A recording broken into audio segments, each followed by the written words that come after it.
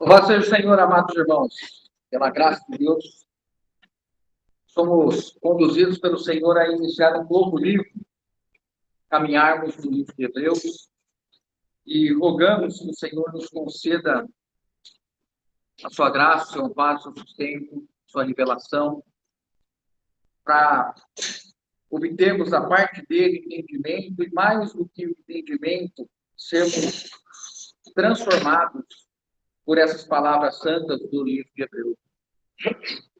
Hoje nós vamos fazer a introdução, não vamos especificamente olhar qualquer um dos versículos, embora inicialmente havia sido dito que estaríamos vendo Hebreus de 1 a 4, nós vamos fazer só uma introdução em todos os aspectos, ou procurarmos, ainda que superficialmente, fazermos uma abordagem com relação à autoria, destinatário, contexto, ao tema do livro, para nós podermos, então, ter uma visão abrangente e, assim, com os versículos, as reuniões, nós irmos caminhando detalhadamente, aí sim, com o estudo dos versículos.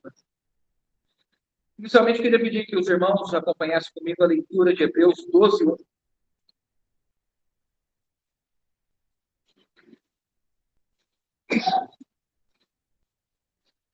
Hebreus 12, 1.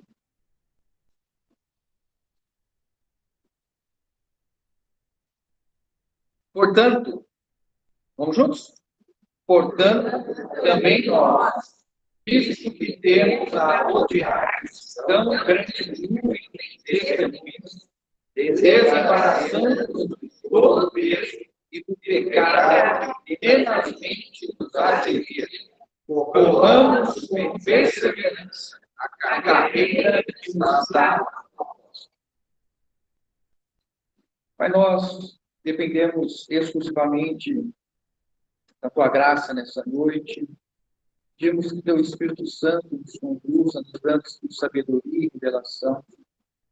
Rogamos que o Senhor nos assista e que o Senhor nos dirija. Queremos receber a tua palavra com fé, porque é a única maneira que nós temos de tê-la operando em nós eficazmente, por meio da fé. Por isso nós rogamos, Senhor, abra o nosso coração, dá-nos um coração nesta noite como uma boa terra que recebe e frutifica a 30, 60, 50. Queremos e rogamos ao Senhor que o estudo deste livro, da tua santa palavra dirigida, Senhor, seja para nós a verdadeiro alimento, seja para nós verdadeira comida, luz, administração, exortação. Queremos caminhar segundo a tua palavra, em nome de Jesus. Irmãos, o livro de Hebreus, ele é considerado, por muitos irmãos, como uma das quatro principais, um dos quatro principais livros do Novo Testamento, pela abordagem que o livro faz. O livro de Hebreus tem uma temática bem enfatizada que consiste na carreira cristã. Consiste no progresso da vida cristã. E este livro, esta carta dirigida àquilo que nós recebemos e conhecemos como Hebreus, ela visa fortalecer a fé daqueles que conheceram o Evangelho e que agora estão caminhando na graça de Deus. É uma epístola dedicada a levar os irmãos a terem perseverança para concluir a carreira cristã. Assim como o livro de Colossenses exalta e fala das glórias de Cristo, Efésios fala a respeito da igreja e tem uma temática mais voltada para a igreja, Romanos destaca o Evangelho, as glórias do Evangelho de Cristo. Hebreus nos direciona à carreira cristã. E como é dito pelo autor de Hebreus, nesse texto que nós lemos, corramos com perseverança a carreira que está proposta. Então, o autor aos Hebreus, ele tem um conhecimento de quem são os seus ouvintes, ou a audiência primária, aqueles que receberam a carta, e ele conhece o estado dessa assembleia, o estado dos seus ouvintes, e ele, então, estimula que eles compreendam que a vida cristã é uma carreira e que nós não devemos andar nessa carreira. Nós devemos correr. Nós devemos... Qual é a diferença de andar e correr? Na prática, o que exige mais esforço? Andar ou correr? O que cansa mais? O que exige mais preparo? O que exige uma maior dedicação? Correr. O que está sendo dito é que a carreira cristã exige de nós uma atenção redobrada, porque nós não estamos, dentro da linguagem de Hebreus, caminhando. Nós devemos estar correndo, porque nós temos um alvo a alcançar. E falando do autor de Hebreus, né, nós já conhecemos toda a discussão, que tem 2000 anos, e ninguém bateu o martelo. E ninguém vai bater, porque o Espírito Santo não quer isso. Muito se discutiu, muito se pensou, muito se estudou, muito se analisou quem seria o autor de Hebreus. Irmãos, ao longo de 2000 anos de história da igreja, de concílios e de envolvimento dos estudiosos, não há nenhuma possibilidade real de se determinar quem é o autor da carta aos Hebreus. O que nós temos ao longo da história nós temos correntes de pensamento indicando ser Paulo, aqueles que afirmam ser Paulo, outros que dizem ser Lucas, Apolo foi também apontado, Barnabé também foi apontado, esses 4 seriam talvez os mais mencionados, há outros que ainda são apresentados. Mas o que nós sabemos quando nós olhamos para a carta é que se o Espírito Santo quisesse que a sua igreja soubesse a autoria, nos teria fornecido elementos para isso. Quando o Espírito quer saber a condição de quem escreveu, o que ele viveu, aonde ele está, sempre nos identificou.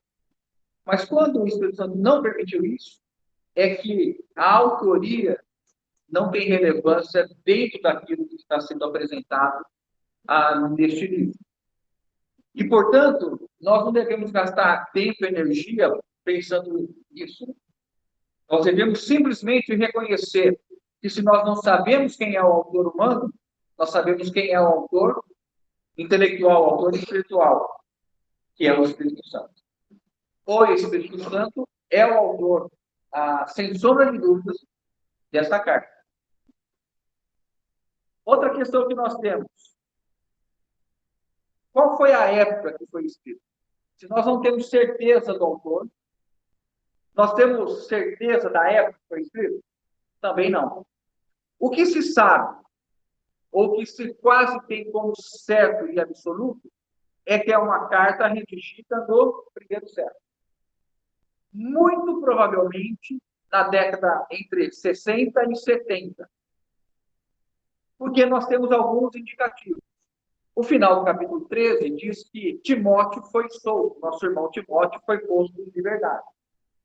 A estimativa é que essa liberdade de Timóteo tenha ocorrido no ano 68 aproximadamente. A previsão é que Paulo tenha morrido em 64, martirizado em 64. Timóteo, posto em liberdade em 68. O autor, então, provavelmente deve ter escrito essa epístola muito próxima a isso.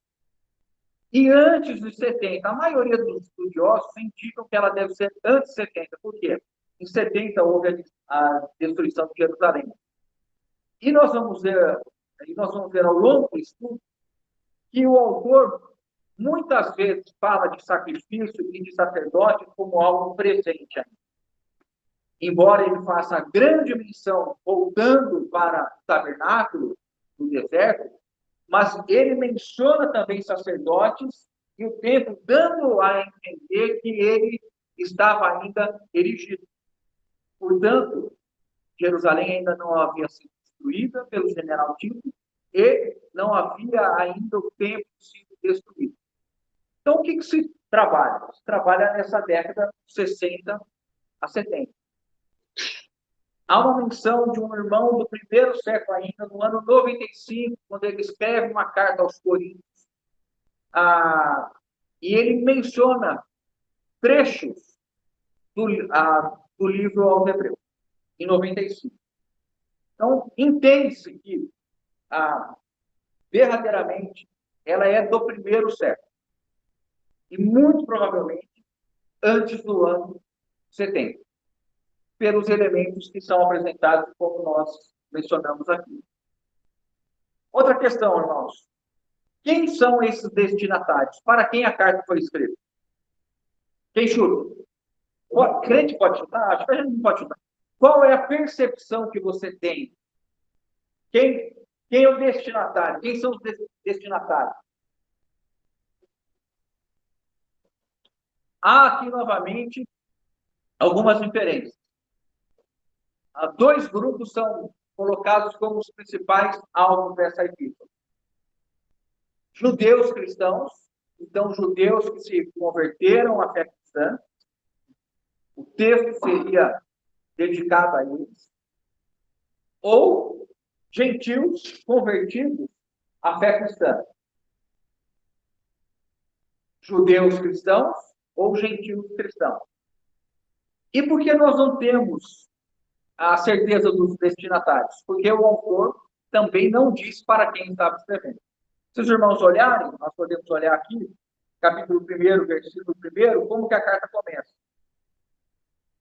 Havendo Deus outrora falado muitas vezes e de muitas maneiras aos pais pelos profetas, nesses últimos dias nos falou pelo Filho a quem constituiu o herdeiro de todas as coisas, pelo qual também fez o universo. E aí, nós temos a sequência, não há menção nenhuma aos santos da igreja em Roma, em Jerusalém, aos Tessalonicenses. O autor, ele não especifica para quem está escrevendo. Os irmãos, ao longo da história da igreja, têm pensado nisso aí. Mas, então, como saber? Será que isso é fundamental para a compreensão? Fundamental não. Mas nós podemos ter alguns elementos que nos ajudam a compreender que o autor, ele lida com uma assembleia, ele lida com irmãos que estavam olhando para a antiga aliança. Estavam olhando e dando passos em direção ao judaísmo. Se eram cristãos, se eram judeus que estavam há 30, 40 anos, a partir da morte de Jesus, já com um movimento de volta ao judaísmo, ou se eram gentios que abraçaram a fé cristã e estavam sendo perseguidos pelos judaizantes, estavam sendo atacados pelos judaizantes e cedendo para voltar ao judaísmo, nós temos essas duas conjecturas que são muito factíveis. Porque boa parte do texto, dos 13 capítulos, vão trazer textos a respeito do serviço sacerdotal, falando do templo, do sacerdócio, de sacerdotes e da oferta. Uma visão muito enfatizada na antiga aliança, no judaísmo. E o autor, então, ele lida com uma questão muito forte na Assembleia que está recebendo essa carta. O judaísmo está sendo fortemente propagado ou noticiado, fazendo um movimento de trazer os seus ouvintes para a prática do judaísmo. Agora, pense, irmãos, se nós estamos falando de judeus convertidos, Qual era, à época, os elementos mais visíveis de que alguém era religioso no sentido da prática de rituais a uma divindade? Qual era? Como você identificava que existia um lugar de culto a uma divindade? Existia o quê? Um templo. E a pessoa tinha acesso direto à divindade? Existia uma classe intermediária? Quem eram? Os sacerdotes. Você chegava, ou você chegaria diante da divindade de mãos abanando? O que você faria? Oferendas. Ofertas. Correto? Agora imagina esses judeus convertidos, que agora eles estão sendo retirados de toda a prática ritualística que a antiga aliança tinha. Não há templo, eles não estavam mais indo ao templo, tirando os primeiros anos dos convertidos de Jerusalém, que eles ainda reuniam no templo, mas fora, nas outras regiões que o evangelho chegou, e sempre marcados, né, por judeus presentes, como nós vimos no livro de Atos, né, em todas as regiões, Ásia Menor, Acaia, Macedônia, Paulo, né, e os irmãos que iam pregar o evangelho, na maioria das vezes, procuravam a sinagoga, começavam o trabalho de evangelização entre os judeus e depois caminhavam para os gentios. Então, imagina nas outras regiões, menos na Judéia, menos em Jerusalém, em que você, tendo conhecido a existência da importância do templo, da classe sacerdotal, de oferendas, de sacrifício, agora a nova fé não tem tempo. Aonde nós vamos cultuar essa divindade? Me permitam falar assim, estou me referindo dentro da visão. Nós vamos na casa do irmão Cláudio. Mas lá é o templo? Não. E como que nós vamos nos relacionar com Deus na casa sem ser um templo? Porque a partir de Jesus Cristo, não se adora nem em Jerusalém, nem nesse monte. Porque Deus procura os verdadeiros adoradores que adoram em espírito e em verdade. Que pode ser na casa do irmão que está aqui. Bom, então quem vai nos ministrar agora a respeito do que a divindade quer? Cadê a classe sacerdotal? Bom, todos nós somos sacerdotes. Como assim? Não tem ninguém de uma linhagem própria, alguém que fez um rito para ser um sacerdote? Não. Todo cristão é um sacerdote. Está ficando mais difícil, tá? Bom, e agora? Nós vamos na casa de alguém para nos relacionarmos com Deus, sem uma classe que vai interceder por nós, e nós vamos oferecer o quê? A Deus. Nós vamos oferecer a Cristo, que é a oferta definitiva e derradeira para agradar a Deus. Mas como nós fazemos isso? Com o nosso coração, em espírito e em verdade. Vejam, irmãos, como eles estavam destituídos de qualquer indicativo religioso, qualquer indicativo de ritual. E isso deve ter pesado muito, porque ao passo que você via as religiões pagãs, você está agora vivendo uma nova fé, em que o nome principal da nova fé foi morto, e que foi ressuscitado, mas se você não estava no grupo daqueles que viram ele ressuscitado, você não tinha visto. E o autor de Hebreus vai dizer assim: nós não somos aqueles que ouviram o Senhor diretamente. Nós ouvimos a respeito dele por aqueles que estavam com ele. Então, é possível que nós tenhamos entre desta Assembleia Inicial, os que haviam vindo do judaísmo e que estavam agora tendendo a voltar ou se manter com o pé em cada um. Bom, de alguma maneira, se eu cumprir os rituais, isso me atende no meu lado mais religioso. E socialmente, o judaísmo era aceito pelo Império Romano, os irmãos se recordam disso. Então, havia um status social em que ser um temente a Deus, um prosélito, era algo que era bem aceito na sociedade, né? Nós vimos a respeito disso.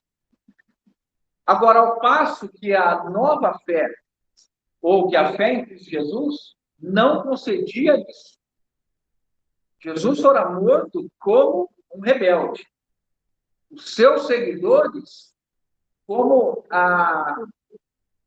promotores de sedição contra o Império Romano. Não havia beleza alguma em se declarar cristão.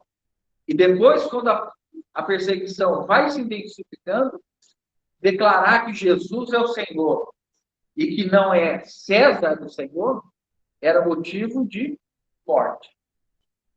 Então, nós encontramos uma questão muito forte dos primeiros ouvintes da Carta aos Hebreus.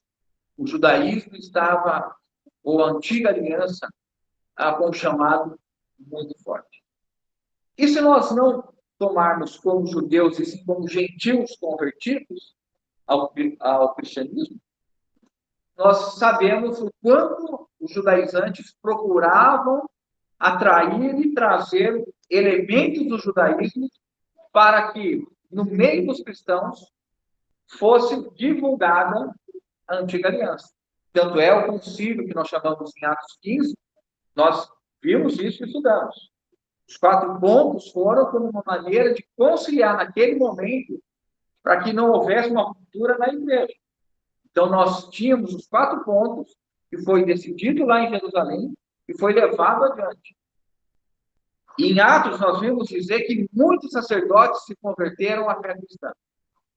Agora, imagina esses sacerdotes depois de um tempo.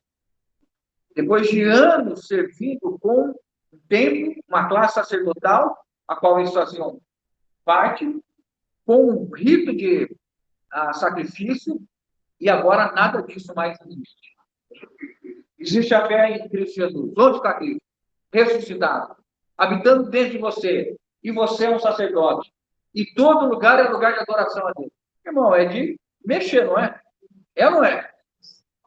Se hoje, irmãos, dentro da nossa família cristã, nós encontramos irmãos que têm dificuldade para deixar o templo e acham que Deus só é encontrado no templo e que precisam fazer oferendas, que precisam fazer ofertas, que precisam sacrificar, que existe uma classe específica de intermediação, que existem profetas hoje que estão intermediando, que eles são incapazes de ouvir Deus falar de modo vivo. Nós imagina aquela época. Então, esse é o cenário que nós temos. E este é o contexto da carta. Nós precisamos ler a carta dentro desse contexto. Há um apelo muito forte do Espírito Santo para que os irmãos não fiquem parados, estagnados na carreira cristã, não retrocedam com o chamado à antiga aliança, ao judaísmo, mas que prossigam a carreira olhando firmemente para o autor e consumador. Quem é este? Jesus Cristo. Então, qual é a ênfase da carta aos Hebreus? A carreira cristã. Completar a carreira cristã. Correr a carreira cristã. Qual é a maneira que o Espírito Santo usa? Fornecendo uma visão renovada, vívida e gloriosa de Jesus Cristo. Mostrando as glórias de Jesus. Qualquer irmão que esteja na carreira estagnado, abatido, retrocedendo, ele só pode ser renovado por uma visão gloriosa, vívida, renovada da pessoa de Jesus Cristo. Não há meio algum de restabelecer uma corrida se alguém não ver novamente Cristo vivo diante de si. Esse é o estímulo que a carta nos oferece. Então, ao longo tempo que o Senhor nos conceder, irmãos, nós precisamos entender do que fala Hebreus, da carreira cristã, da gloriosa carreira cristã. E nós não podemos ficar estagnados. Nós devemos estar correndo a carreira cristã. Como que o autor, então, ele lida com isso? Ele vai, irmãos, apresentar pontos específicos, e é isso que nós vamos fazer hoje. Nós vamos ver basicamente 5 pontos específicos de característica dessa assembleia, desses ouvintes, identificar na carta que é o principal elemento que nós temos, porque nós não contamos com elementos históricos, não há outros livros, mas o que nós temos é aquilo que o próprio autor fornece para nós identificarmos características que se aplicam para nós na nossa caminhada cristã. Tá bom? Rapidamente, então nós temos aqui Hebreus 8, 1 a 2. Se os irmãos quiserem anotar ou acompanhar, eu só não vou fazer a leitura com os irmãos por causa do tempo.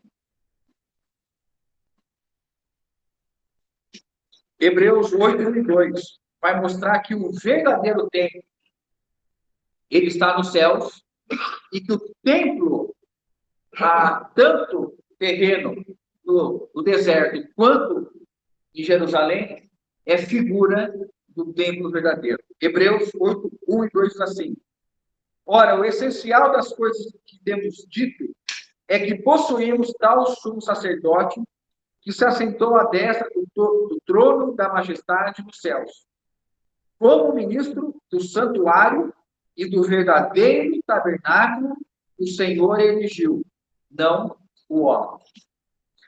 Então, o autor começa a levantar pilares da fé cristã. O verdadeiro templo, irmãos, não é o templo físico, não é o templo erigido por homens, mas é o templo que está onde? Nos céus. Vamos ler de novo? Como ministro do santuário e do verdadeiro tabernáculo que o Senhor erigiu, não o homem. Aí, Hebreus 9, 11 diz assim: quando, porém, veio Cristo como sumo sacerdote dos bens já realizados, mediante o maior e mais perfeito tabernáculo, não feito por mãos, quer dizer, não dessa criação. Então, o que está sendo dito? Esqueçam o templo terreno. O verdadeiro santuário, o verdadeiro templo, é este que foi erigido pelo Senhor, e não por mãos humanas. O por mãos humanas teve o seu tempo e a sua eficácia limitada na história, no tempo. Agora, depois que veio o Filho, nós só temos este novo santuário que está onde? Nos céus. E olha o versículo como é interessante, que ele permite entender que o tabernáculo faz uma referência a Jesus encarnado, enquanto Cristo estava na terra, ele era o tabernáculo, e ele tabernaculou entre nós. E vimos a sua glória. Glória como do unigênito Pai. E vocês verão anjos subindo e descendo. Por quê? Porque ele é a porta. Quem por ele entra tem acesso ao Pai. Então, de certa maneira, Cristo é este tabernáculo que está sendo dito aqui, mas também uma referência explícita, clara, de um tabernáculo não terreno, não presente nesta criação, mas que está no céu. Nós vamos ver outros versículos que falam disso. Hebreus 9, 24 diz: porque Cristo não entrou em santuário feito por mãos, figura do verdadeiro, porém no mesmo céu, para comparecer agora por nós diante de Deus.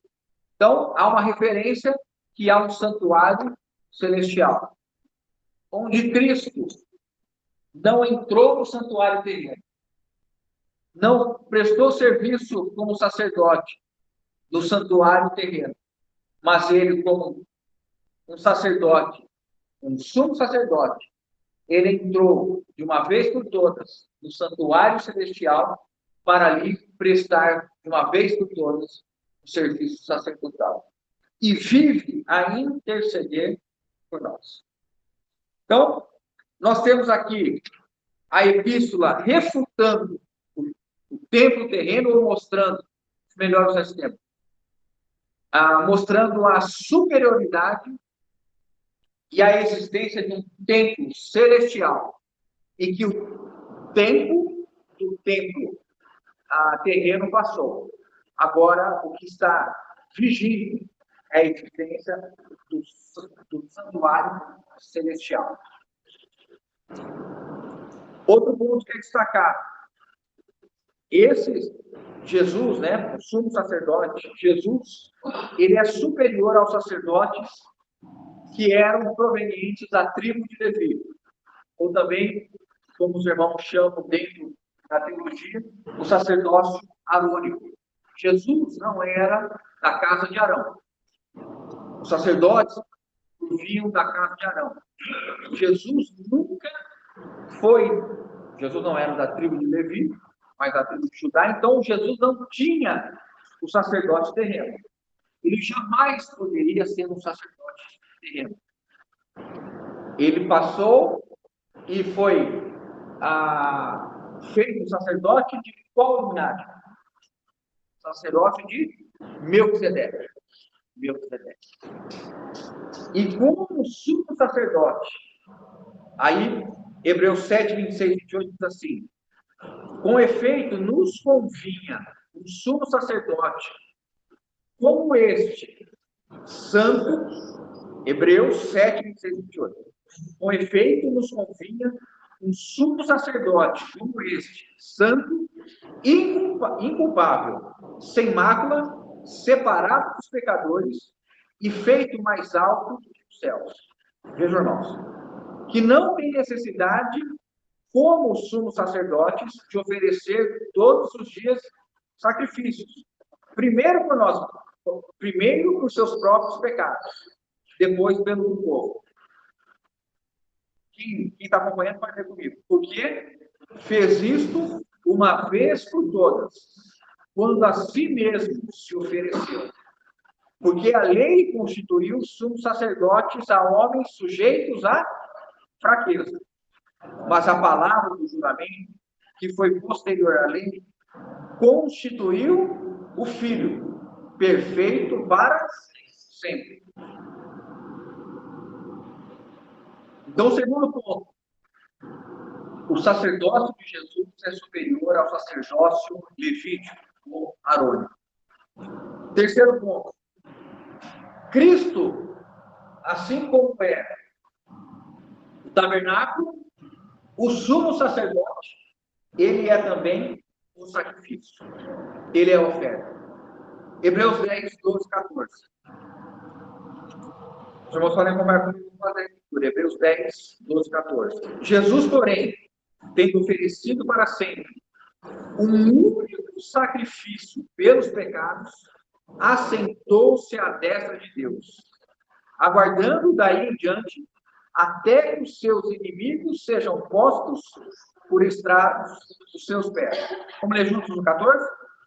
Porque uma única oferta aperfeiçoou para sempre quantos estão sendo santificados. Então, Jesus, ele é a oferta definitiva. Precisamos fazer uma oferta hoje. Vamos fazer um sacrifício amanhã, estamos começando o ano, no primeiro mês do ano, vamos fazer um sacrifício para agradar a Jesus, para que Ele nos abençoe esse ano. Quem participa comigo? Com graças a Deus que ninguém, né? Louvado seja o Senhor. Por que nós não precisamos mais sacrificar, irmãos? Por que nós não precisamos pagar promessa? Por que nós não precisamos andar de joelhos, subir escada, chicotear as nossas costas? Por que nós não precisamos comprar uma bênção? Por que você não precisa dar seu carro, sua casa, transferir sua propriedade? Por que, irmãos?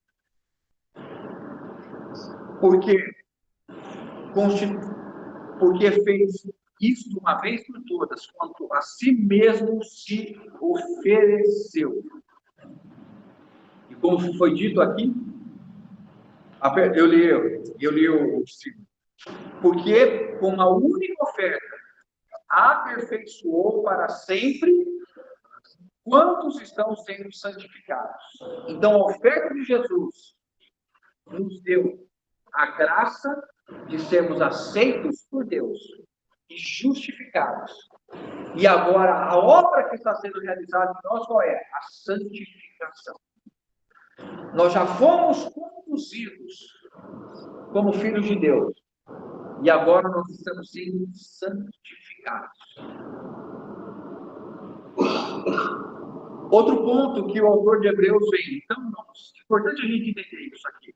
A carta afasta do pensamento dos seus ouvintes qualquer possibilidade de comparar o tempo com o evangelho, com a nova forma que Deus busca seus verdadeiros adoradores, que adoram em espírito e em verdade ou realidade. Não há mais um templo a se buscar, não há mais um templo a se ir, porque o templo, que é Cristo, e também o templo nos céus, já foi adentrado pelo Senhor em ressurreição, e Ele prestou a oferta derradeira. Não há mais necessidade de nós irmos em lugar algum para alcançarmos o favor de Deus. Deus já está satisfeito com o sacrifício de Jesus. Então não há mais templo, não há mais uma classe sacerdotal. Cristo é o sumo sacerdote superior e não precisa fazer oferta pelos seus pecados. Ele não tem pecado, não tem fraqueza, não tem a necessidade de receber qualquer tipo de oferta do povo, porque ao sacerdócio de Cristo não é legítimo, não é arônico, mas é da ordem de Melquisedeque, é celestial. Então nós não temos mais tempo, não temos um sacerdócio terreno e também não há necessidade mais de oferta. Jesus Cristo é a oferta derradeira que agrada o Pai. Deus hoje está satisfeito? Sim ou não? Sim. Deus está procurando oferta hoje? Não. Porque, como é dito aqui, a única oferta, Cristo é a única oferta. Agora, outro ponto que a carta vai rebater. Havia entre eles uma questão de considerar anjos. E depois nós vamos ver isso detalhadamente. Mas o autor, ele traz que Cristo é superior aos anjos. Hebreus 3, de 1 a 3, assim. Por isso, santos irmãos, Hebreus 3, de 1 a 3. Por isso, santos irmãos, que participais da vocação celestial, considerai atentamente o apóstolo e sumo sacerdote da nossa confissão, Jesus, o qual é fiel àquele que constituiu, como também o era Moisés, em toda a casa de Deus. Jesus, todavia, tendo sido considerado digno de tanto maior glória do que Moisés, quanto maior honra do que a casa tem aquele que estabeleceu. Eu falei dos anjos e do texto de Moisés, porque é uma comparação também. Tá? Então, eu vou ler daqui a pouco sobre os anjos. Então, vamos trazer aqui para o texto que nós temos. Cristo é dito pelo autor aos Hebreus que é superior a Moisés. Por quê? Porque qual era o grande nome da antiga aliança, irmãos? Moisés.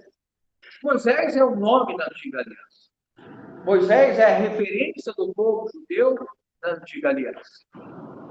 E quando é mostrado que Cristo é superior a Moisés, mais um item do judaísmo está sendo colocado no seu lugar.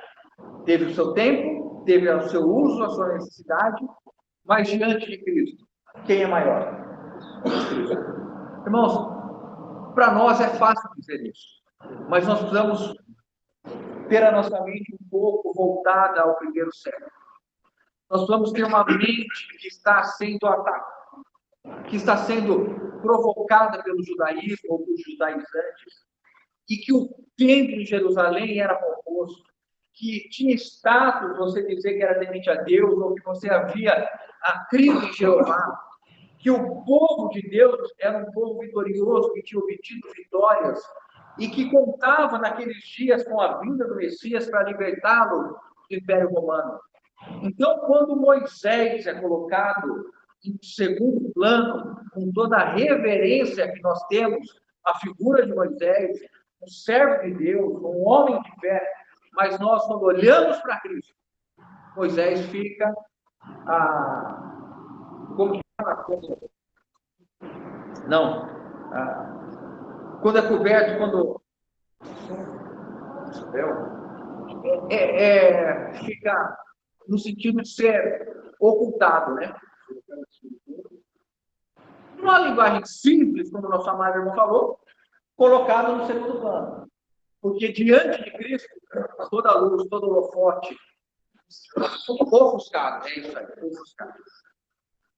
Moisés está agora diante de Cristo, ofuscado. Eu vou olhar para Moisés? Não. Agora, voltando aos anjos. Hebreus 1,4, o que diz? Rapidamente aqui. Hebreus 1,4.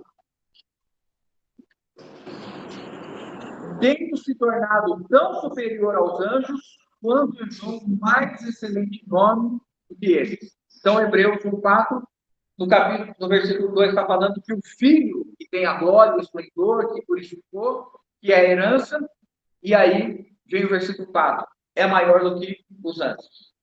Então, nós temos Cristo maior que os anjos, Cristo maior do que Moisés, e caminhamos agora para a parte final desse nosso tempo de meditação e disposição de algumas características e de algumas, vou usar esse termo meu, tá? De algumas preocupações que o autor apresenta com relação àqueles que estavam na carreira cristã. Queria pedir para os irmãos me lerem agora Hebreus 5.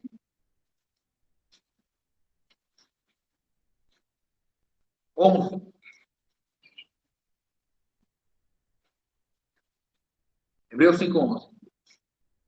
A esse respeito, temos muitas coisas que dizer e difíceis de explicar, porquanto vos tem tornado tardios em ouvir.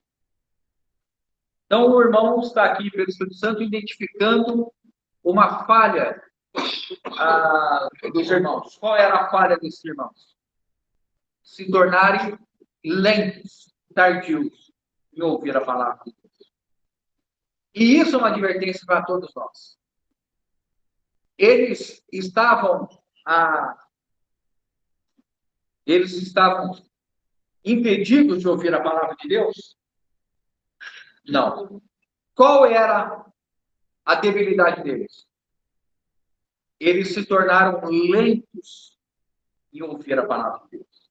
Tinham acesso? Tinham. Mas o que acontecia com eles? A palavra de Deus não era recebida e não era buscada com diligência. Sabe quando a palavra circula, você ouve daqui, ouve dali?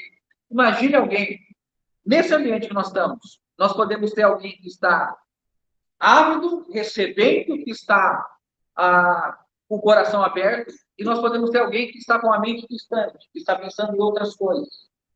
A palavra está chegando, está, mas a recepção está sendo tardia, está sendo lenta, está sendo incompatível com alguém que está correndo a carreira.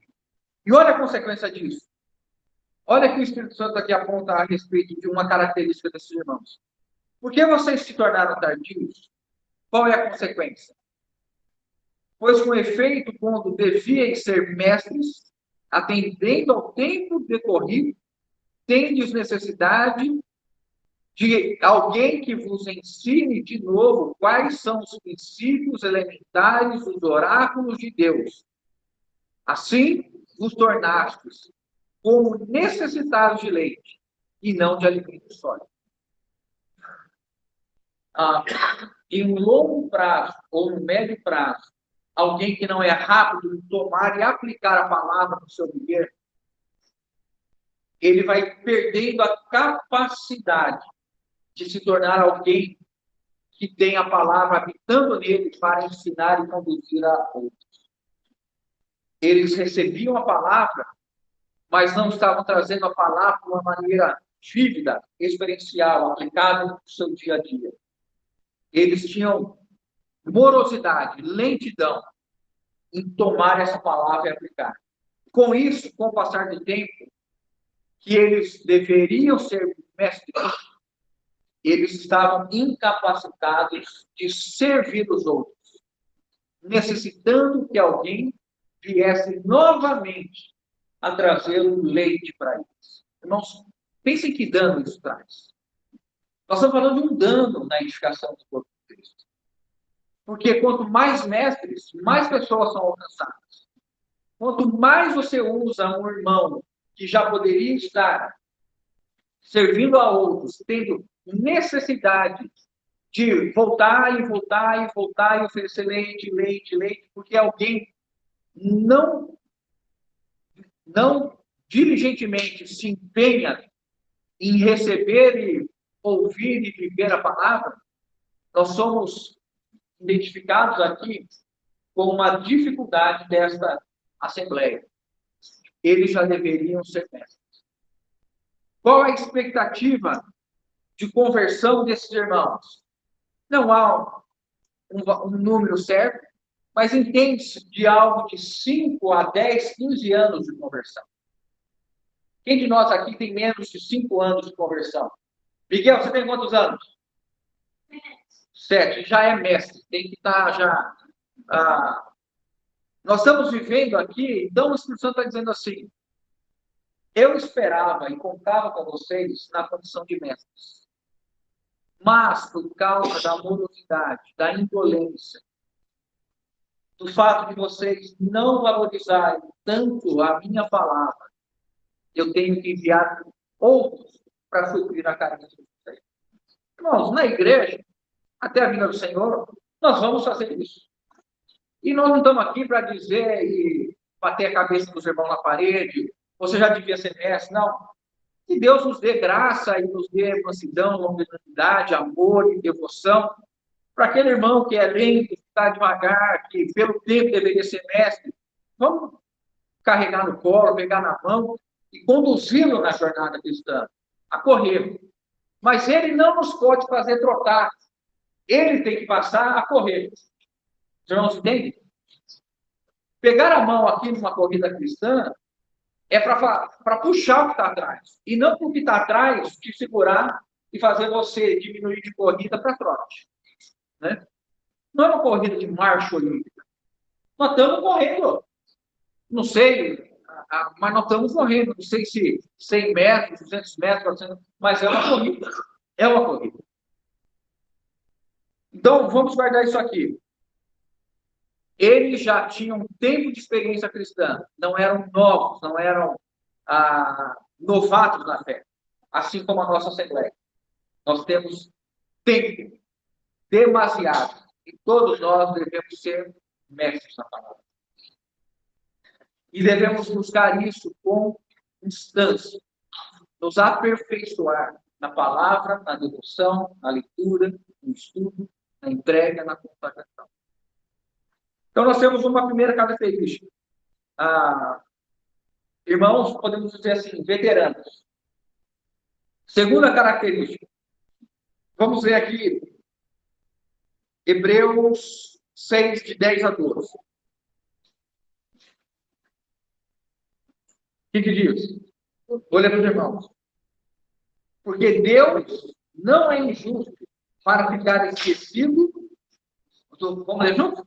Porque Deus não é injusto para ficar esquecido do vosso trabalho e do amor que evidenciar para com o seu nome. Pois servistes e ainda servis ao santo. Desejamos, porém, continue cada um de vós mostrando até o fim a mesma diligência para a plena certeza da esperança. Qual é a demonstração aqui? Uma demonstração contra o cansaço. uma admoestação contra o desânimo. Porque há uma menção, vocês começaram e estão, mas vocês devem ir até aonde? Até o fim. Até o fim. Irmãos, nós precisamos do Cristo, uma visão vívida, renovada de Jesus Cristo, para que o nosso serviço ao Senhor seja renovado. O que se espera de uma assembleia, como é dito aqui? Pois servistes e ainda servi aos santos.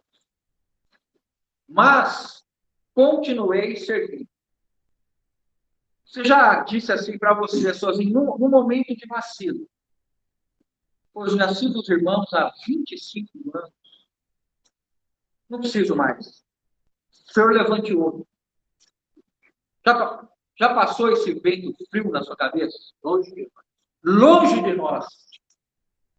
Já passou esse, puxa, de novo, mais no sábado, mais no domingo? Já passou esse pensamento na cabeça do irmão? Esse é o desânimo que pode nos alcançar na carreira cristã. E que o Espírito Santo está advertindo e mostrando como um sinal que poderia acontecer com aqueles irmãos. Por isso, o versículo 11 diz assim: desejamos, porém, que continue cada um de vós, mostrando até o fim a mesma diligência. Você era diligente quando você se converteu ao Senhor? Vamos falar de primeiro amor. E na reunião para você no primeiro amor, como que era? Você olhava para o céu se ia chover, se não ia, se estava frio ou calor, se você tinha trabalhado o dia inteiro. Você não ia do trabalho direto sem comer, sem tomar banho? Hoje você faz isso? Se tiver um pouquinho cansado e a poltrona te chamar, vem aqui, lindão. Quem você vai... O lindão ficou por minha parte, tá? Cada um se identifique como quiser. Mas, irmãos, veja como o Espírito Santo nos admoesta que nós temos que manter a mesma diligência até o último fôlego de vida. Claro que nós não ignoramos os desgastes físicos que nós temos pela vida humana. Mas o nosso empenho, o serviço, a diligência, e que Deus nos dê, à medida que as nossas forças físicas ou limitações forem chegando, que nós continuemos servindo os irmãos, os santos, em outras frentes do nosso corpo, que é a nossa condição física permite. Não é? Então, alguém que durante muitos anos serviu ao Senhor e depois, já com idade avançada, começa a ter uma deficiência visual, auditiva, física, passou por uma questão, e aí está limitado, que isso não sirva como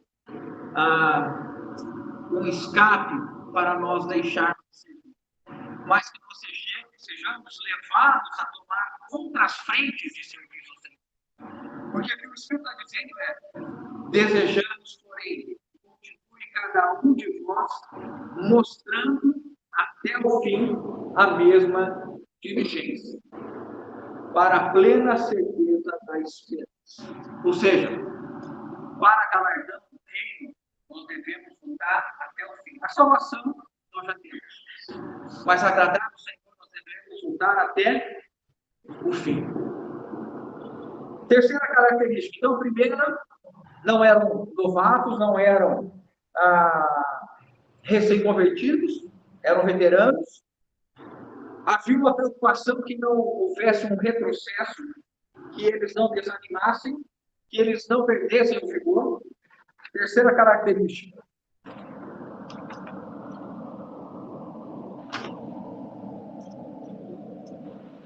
Eu acho que eu gravei errado aqui.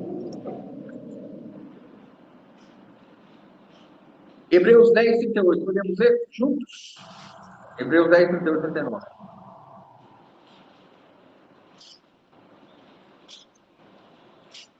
Terceira característica. E a advertência também.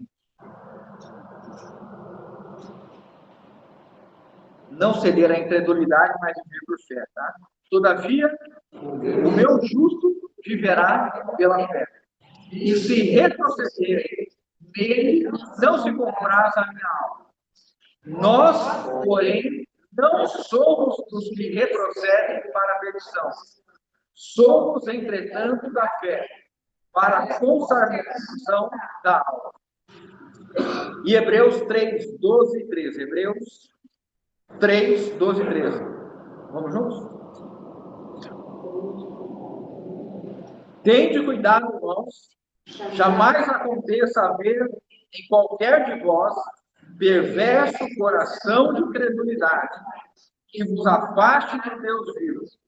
Pelo contrário, exortai-vos mutuamente cada dia, durante o tempo que se chama hoje, a fim de que nenhum de vós seja endurecido pelo engano do pecado.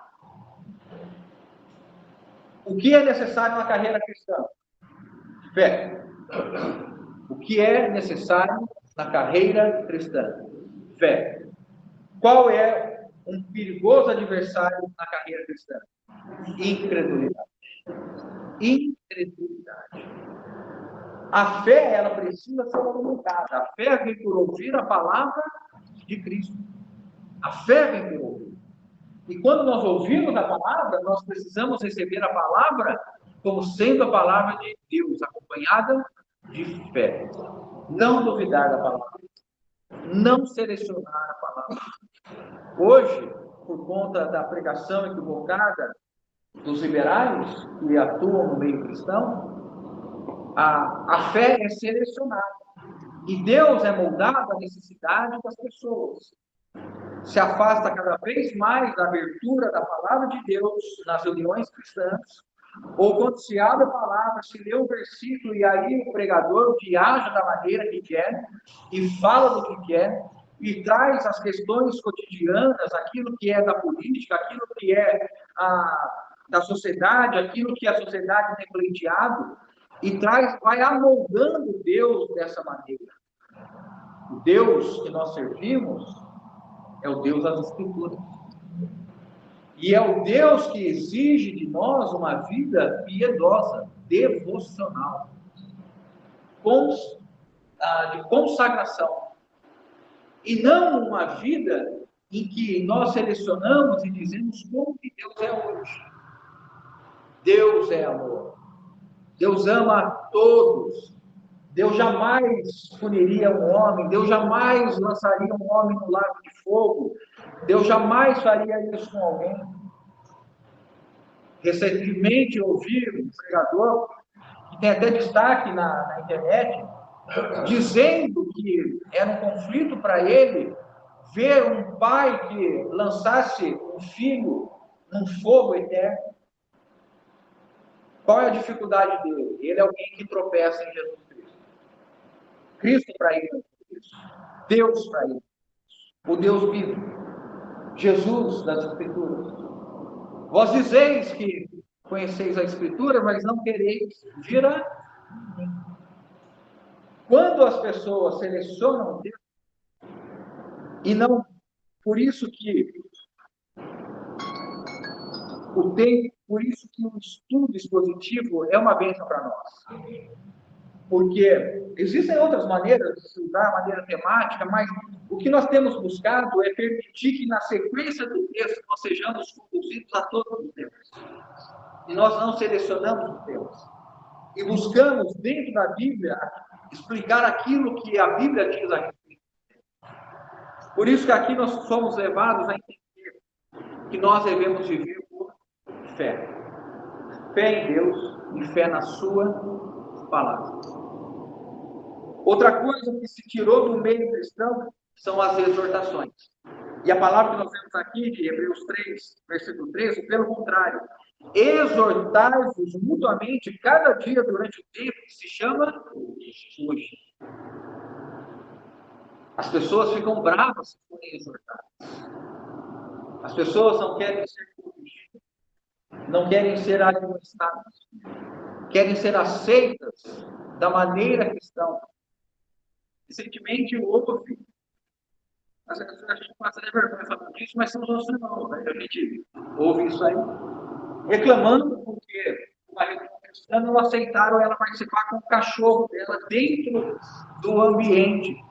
E ela reclamou dos irmãos que estavam sendo intolerantes com o petzinho dela na religião cristã. Então veja, irmãos, essa irmã, se for irmão, precisa ser retornada. E entender o que nós fazemos não é para satisfação nossa, não é para satisfação do irmão, mas nós estamos reverenciando a Deus, o Senhor, o nosso Salvador Jesus Cristo. E a Ele nós entregamos o nosso coração. E a Ele nós buscamos servi-lo de toda a nossa atenção, com toda a nossa atenção. Por isso nós devemos ser atentos e não estarmos displicentes. Em qualquer momento em que Jesus está presente, onde dois ou mais estiverem reunidos no meu nome, quem está presente? O Senhor. Então nós precisamos reverenciá-lo, temê-lo, no sentido de reverência. Um outro aspecto, né, que nós falamos e tem ligação com o segundo ponto, que seria o retrocesso, que seria o desânimo, é o cansaço, a fadiga. Queria ler para os irmãos Hebreus 12, 1 e 2. Irmãos, eu vou pedir mais 10 minutos para os irmãos, para a gente poder terminar essa panorâmica, tá bom? Não estou totalmente alheio aqui ao relógio. Quarto ponto, vamos falar da fadiga ou do cansaço. Hebreus 12, 1 a 3. Portanto, também nós, visto que temos a rodear-nos tão grande nuvem de testemunhas, desembaraçando-nos de todo o peso do pecado que tenazmente nos assedia, corramos com perseverança a carreira que nos está proposta, olhando firmemente para o autor e consumador da fé, Jesus, o qual, em troca da alegria que lhe estava proposta, suportou a cruz, não fazendo caso da ignomínia, e está sentado à destra do trono de Deus. Agora, atenção, irmãos. Vamos ler juntos? Considerai, pois, atentamente aquele que suportou tamanha oposição dos pecadores contra si mesmo, para que não vos fatigueis, desvariando em vossa. O que está sendo ensinado aqui, irmãos? É que nós devemos compreender que a vida cristã, para seguir ao Senhor, implicará necessariamente em abrirmos mão de alegrias terrenas e temporais que satisfazem nosso ego e que nós devemos considerar a atitude de Jesus, que suportou oposição. A nossa fé precisa ser provada. E nós vamos enfrentar oposição de tudo. O caminho do cristão é um caminho largo, a porta é larga e o caminho a porta o oposto de estreito seria espaçoso. A nossa porta ela é estreita e o caminho é apertado. Perceba, irmãos, que com o passar do tempo nós corremos um risco de buscar alargar o caminho e de tornar a porta mais espaçosa. Veja se a tua história, a minha história de caminhada não nos dá ou nos permite olhar e pensar que quando eu estava inicialmente, havia uma consagração maior, havia uma busca maior, havia uma rejeição maior das coisas terrenas, temporais, das coisas que estão relacionadas aos prazeres deste mundo. Será que nós temos perdido santificação? Será que nós temos considerado demasiadamente custoso para nós a exigência do Evangelho nos dias de hoje? Nós temos nos permitido encontrar a nossa alma desmaiada. Olha que figura. Olha que figura. para que vocês não fiquem fatigados. O que nos permite não fatigar? É olhar para o autor e consumador da nossa fé. Estou correndo há um dia, vou olhar para quem? Para Jesus. Há um ano, para Jesus. 10 anos, Jesus. 20 anos. Depois de 20 anos, está olhando para o líder, o assim intitulado apóstolo, o assim intitulado profeta, está olhando para o grupo que está, para o irmão que está do lado, e se o irmão vai, ele vai, se a irmã vai, ela vai, e nós deixamos de olhar para o autor e consumador. Irmãos, se alguém vai ou não, não é a razão da nossa decisão, mas é se o Senhor está nos mandando ir ou não ir. Para quem que eu estou olhando? Não é? Nós vamos tomar a decisão pela maioria? O que a maioria está fazendo, nós vamos fazer? Ou nós vamos decidir aquilo que Cristo está nos colocando e nos chamando a viver? E por fim, né? Então, essa advertência, para não fatigar, para não estar cansado, nós devemos entender que a jornada cristã, ela vai implicar em nós tomarmos a cruz. Né? Ele abriu mão da alegria que estava proposta e suportou a cruz. Quanto maior o tempo de carreira cristã, mais tempo de carregar na cruz deveria ser a nossa experiência. Alisson, o que você está fazendo hoje? Irmão, estou carregando a cruz. E no sábado, carregando a cruz. No domingo, carregando a cruz. E nos relacionamentos, o que nós estamos fazendo? Carregando a cruz. E com o teu chefe, o que você está fazendo? Carregando a cruz. E com o teu subordinado, o que está fazendo? Carregando a cruz.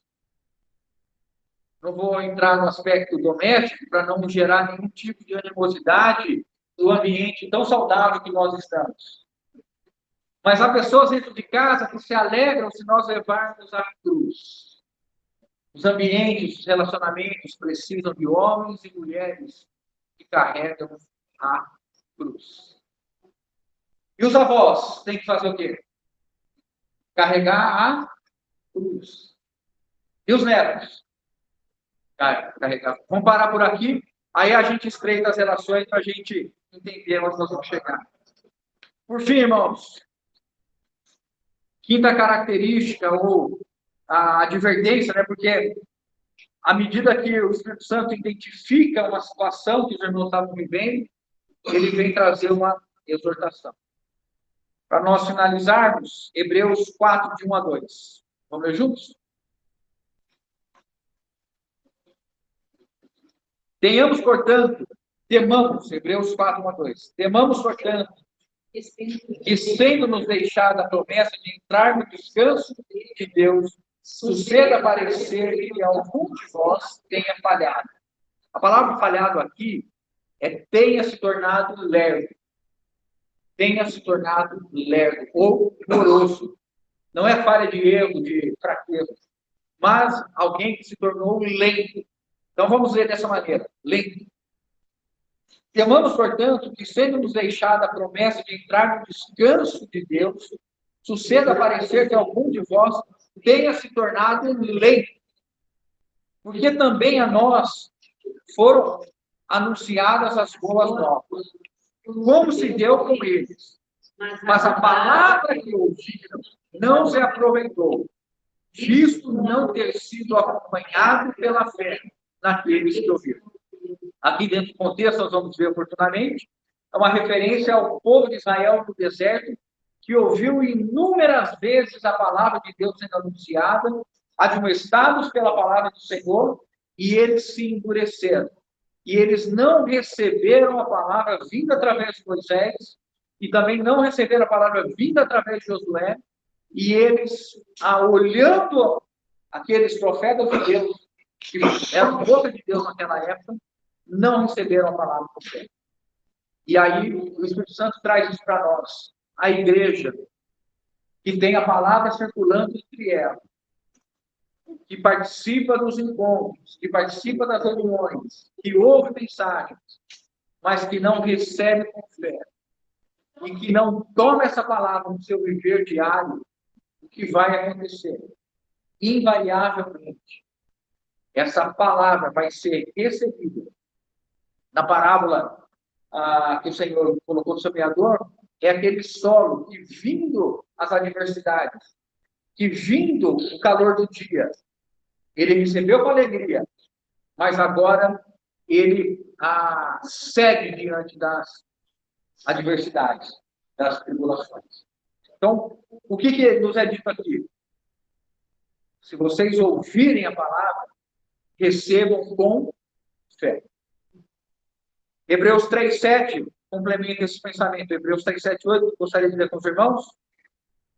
Assim, pois, como diz o Espírito Santo, hoje, se ouvires a sua voz, não endureçais o vosso coração, como foi na provocação, no dia da tentação no deserto. Hoje, como diz o Espírito Santo, se ouvires a sua voz. Essa é uma palavra que nós queremos tomar aqui dos irmãos e ampliar o hoje para esse tempo que nós estamos sendo levados pelo Senhor. E se hoje, esse momento presente, esse dia de agora, e também o dia de amanhã diante do Senhor, é um momento de renovação da nossa vida, de renovação da nossa carreira, de renovação da nossa consagração, de renovar o nosso empenho ao serviço aos santos. Que serviço Deus está te mostrando hoje, que você retomar, servir os irmãos, servir a Assembleia? Que serviço Deus pode mostrar hoje, se você orar no teu quarto em secreto e diz, Senhor, mostra como que eu posso servir, como com os bens que eu tenho, a saúde que eu tenho, a condição intelectual que eu tenho, como que eu posso servir os irmãos? Nós temos um teto, nós temos um sofá, nós temos uma mesa com cadeiras, nós temos uma torneira que sai água, nós temos uma Bíblia, ou várias Bíblias em casa. O que nos impede de estarmos trazendo os irmãos dentro de casa para servir os santos? Nós temos aplicativos que mandam mensagem com voz, com imagem, e nós podemos sustentar os irmãos dessa maneira. Nós temos reuniões presencial e online. Será que nós não podemos ser renovados e servir o Senhor nas reuniões? E aí ele coloca, né? Hoje, essa é uma palavra tão importante na vida cristã. Quando que nós vamos reagir? Quando que nós vamos fazer a oração de renovação? Quando que eu vou pedir perdão? Quando que eu vou abraçar? Esse é o tempo que o Espírito Santo chama essa comunidade e chama-nos hoje a vivermos uma experiência de um Cristo vivo, renovado diante de nós. Para nós voltarmos a correr a carreira com ímpeto, com empenho. Irmãos, não ouça o adversário que quer te limitar, que quer te impedir de servir o santo. Tudo aquilo que nós promovemos para estarmos junto com os irmãos, visitarmos, estudo, admoestarmos, isso tudo é benéfico à edificação da casa de Deus. Por isso que Deus nos deu talentos. Por isso que Deus nos deu dons, ministérios. Queria terminar com os irmãos, né? Tinha mais algumas questões, mas eu vou terminar aqui.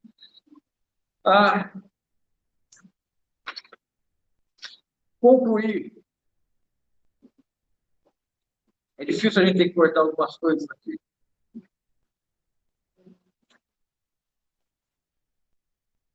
Oh, amado Senhor.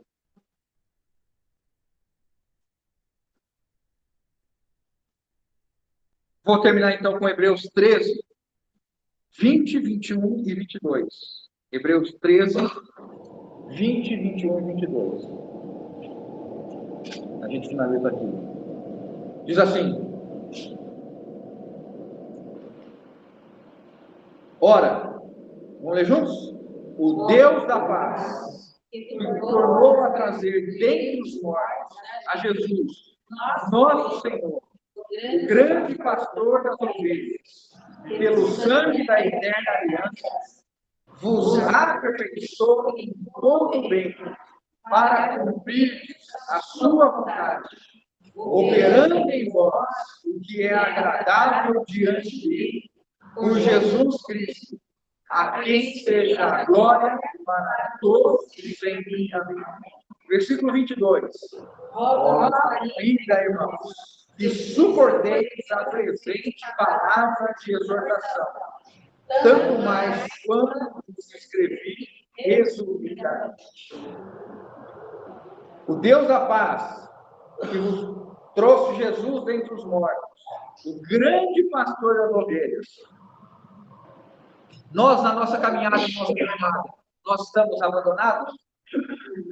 Quem aqui, ao longo desses 20, 30, 40 anos de caminhada, ficou sem pastor? Algum momento você ficou sem pastor? Você nunca ficou sem pastor. E nunca ficará sem pastor. Porque nós temos Jesus, que é o nosso pastor. E aí, o que ele fala? Qual é o propósito, então, que ele finaliza a carta? Vos aperfeiçoou em todo bem. Mostrando que a carreira cristã, ela precisa completar o objetivo. Qual é? Nos tornar conformes à imagem de Cristo. Aperfeiçoar é nos tornar integrais, inteiros. Como quem? Quem é o modelo? Cristo Jesus. Quem de nós aqui já está parecido com Cristo? Levanta a mão. As duas mãos, então. Nós estamos na caminhada? Estamos na carreira? Temos o Espírito Santo? Temos o pastor? O sumo sacerdote? O apóstolo? Irmãos, o Espírito Santo? A Bíblia? Os irmãos? Aleluia! Que mais nós precisamos, irmãos? Nós precisamos agora desse encorajamento que o Espírito Santo nos dá, de sermos aqueles determinados em completarmos a carreira. E nos comprometermos com os irmãos, de juntos darmos as mãos e corrermos até aquele grande dia e completarmos a carreira. E ele termina dizendo, operando em vós o que é agradável diante dele. Tudo que nós temos vivido tem sido agradável diante do Senhor. Há pensamentos que são agradáveis diante do Senhor, que só você vê. São agradáveis? Não. Então, na carreira, para o atleta, nós devemos rejeitar. Vigiar os nossos pensamentos. Vigiar a esfera doméstica que nós estamos, que normalmente é onde nós relaxamos, onde nós baixamos as mãos. É como aquele atleta que entra no ringue e vai lutar luta de boxe com os braços abaixados. O primeiro golpe que ele vai levar, o que ele vai? A luta. Por quê? Está com os braços abaixados. Então nós devemos estar atentos. Aí ele fala, para que diante dele, vos aperfeiçoe em todo bem, para cumprir a sua vontade, operando em vós o que é agradável diante dele, por Jesus Cristo, a quem seja glória para todos sempre. Vejam, irmãos, que à medida que o Espírito Santo nos confere responsabilidade, nos dá a graça de fazermos isso por meio do Espírito Santo, que vive em cada um de nós. O meu viver é Cristo. Nós conseguiremos nele, vivendo pela fé no Filho de Deus. E aqui, por que ele termina? Ele classifica, o autor classifica tudo que ele escreveu, os 13 capítulos, como uma grande e única exortação. Rogo-vos ainda, irmãos, que suporteis a presente palavra de exortação. O que a carta aos Hebreus é? Uma palavra de exortação. Essa palavra, na língua original, tem dois sentidos, duas aplicações. A primeira de exortar, no sentido de você admoestar, de você desejar uma mudança de postura. Você trazer a pessoa a um estado diferente. A exortação diz a isso. Você sai dessa situação. Você está sendo exortado. Mas a palavra de exortação também tem um significado. Qual é o significado? Consolo. consolo. Então, todas as vezes que o Espírito Santo nos exorta, nos admoesta, ele vem nos trazer consolo. Ele vem nos trazer uma palavra de conforto. É como ele termina a carta. Se nós devemos ser diligentes e buscar completar a carreira, correndo e viver de forma agradável ao Senhor, e sermos aperfeiçoados, ele nos dá o caminho por meio de Jesus. É dessa maneira que nós vamos completar a carreira. Louvado seja o Senhor. Louvado seja o Senhor, porque a gloriosa carreira cristã nos tem sido colocada, é conduzida pelo nosso sumo sacerdote, nosso apóstolo, nosso pastor, e que nos dá um caminho seguro para nós triunfarmos em Cristo Jesus. Os irmãos estão encorajados? Que o Espírito Santo, irmãos, realmente nos leve a um tempo de reflexão, para nós considerarmos como que nós estamos na carreira cristã hoje. O que tem sido mais importante para você, para mim, do que a carreira cristã?